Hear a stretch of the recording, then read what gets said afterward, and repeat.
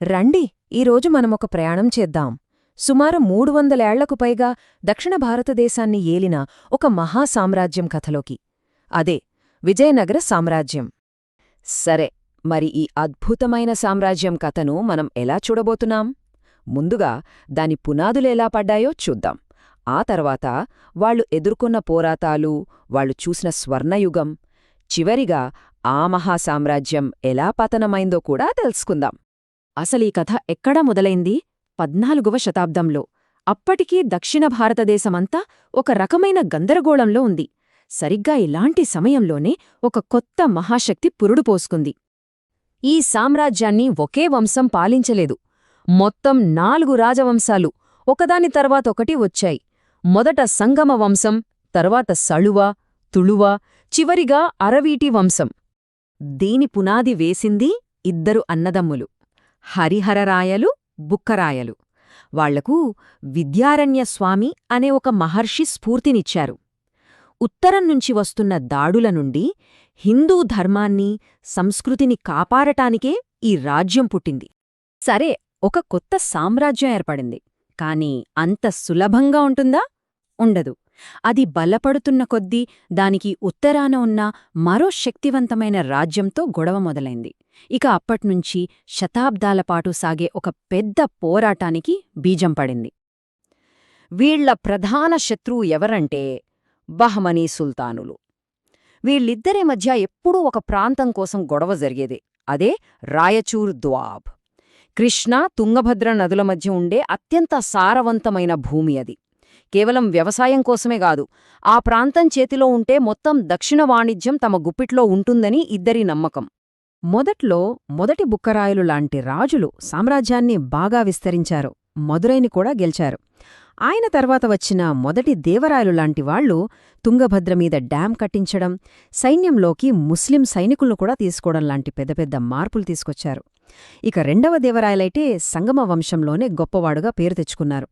ఆయనకు గజబెంటకారా అంటే ఏనుగుల్ని వేటాడేవాడు అని బిరుదు కూడా ఉండేది. రెండవ దేవరాయల కాలంలో వాళ్ల రాజధాని ఎంత గొప్పగా ఉండేదో తెలుసా? అప్పట్లో వచ్చిన ఒక పర్షియన్ యాత్రికుడు అబ్దుర్ రజాక్ దాని చూసి ఏమన్నాడంటే, ఈ కళ్ళు ఇలాంటి నగరాన్ని ఎప్పుడూ చూడలేదు, ప్రపంచంలో దీనికి సాటి వచ్చేది ఇంకొకటి ఉందని నా చెవులెప్పుడూ వినలేదు అని రాసుకున్నాడు. అంటే ఆలోచించండి, దాని వైభవం ఏ స్థాయిలో ఉండేదో. సంగమ వంశం తర్వాత కొన్ని మార్పులు జరిగాయి. ఆ తరువాత వచ్చింది తుళువ వంశం. ఈ వంశం పాలనలోనే విజయనగరం తన చరిత్రలోనే అత్యున్నత స్థాయికి చేరుకుంది. దీనికి కారణం ఒక్కరే. ఆయన పేరు వినగానే మనందరికీ గుర్తొచ్చే ఒకే ఒక్క చక్రవర్తి. ఆయనే శ్రీకృష్ణదేవరాయలు. ఆయన 20 ఏళ్ల పాలన విజయనగర సామ్రాజ్య చరిత్రలో ఒక స్వర్ణయుగం. సైనిక విజయాలు, సంస్కృతి, సాహిత్యం ఇలా అన్ని రంగాల్లోనూ అది శిఖరాగ్రస్థాయికి చేరింది. అప్పట్లో వచ్చిన డొమింగో పేస్ అనే ఒక పోర్చుగీస్ యాత్రికుడు రాయలవారిని చిత్తంగా చూసి ఎలా వర్ణించాడంటే, ఆయన మధ్యస్థ ఎత్తు, మంచి రూపం కలవాడు, కొంచెం బొద్దుగా ఉంటారు, ఆయన ముఖం మీద మశూచి మచ్చలున్నాయి, కానీ ఆయన చాలా గొప్ప పాలకుడు, చాలా న్యాయవంతుడు, అందరూ ఆయనంటే భయపడతారు అని చెప్పాడు. అంటే ఆయన వ్యక్తిత్వం ఎంత గంభీరంగా ఉండేదో మనం అర్థం చేసుకోవచ్చు. ఆయన సాధించినవి అన్నీ ఇన్నీ కావు. ఒకవైపు గొప్ప సైనిక వ్యూహకర్తగా గజపతులను, దక్కన్ సుల్తానులను ఓడించారు. మరోవైపు తన తల్లి జ్ఞాపకార్థం నాగులాపురమనే ఒక కొత్త నగరాన్నే కట్టించారు.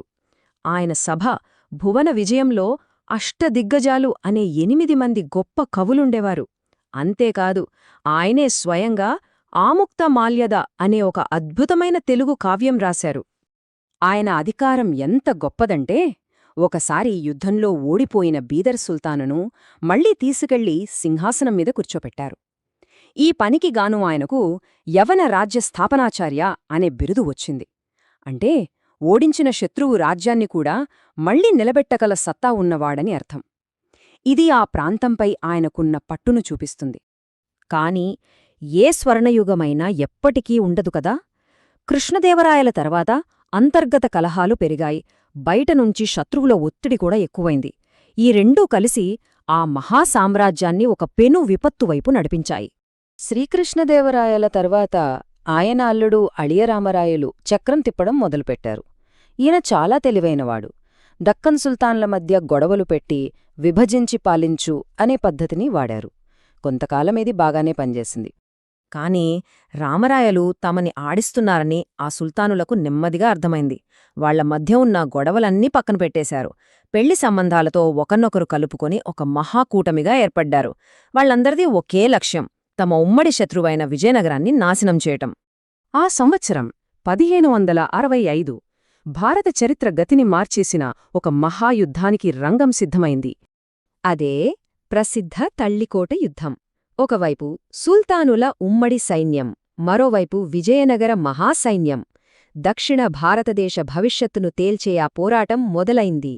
నిజానికి మొదట్లో విజయనగరానిదే పైచెయ్యి. యుద్ధం గెలుస్తున్నట్టే కనిపించింది. కాని సరిగ్గా కీలక సమయంలో రామరాయలు నమ్మిన ఇద్దరు ముస్లిం సేనాపతులు పక్షం మారారు. ఒక్కసారిగా యుద్ధం తలకిందులైపోయింది. ఆ ద్రోహంతో విజయనగరం ఓడిపోయింది. ఆ తర్వాత ఏం జరిగిందో ఊహించడం కూడా కష్టం. గెలిచిన సైన్యాలు రాజధాని హంపి మీద పడ్డాయి. 6 నెలలపాటు ఆ అద్భుత నగరాన్ని దోచుకుని, తగలబెట్టి నాశనం చేశాయి.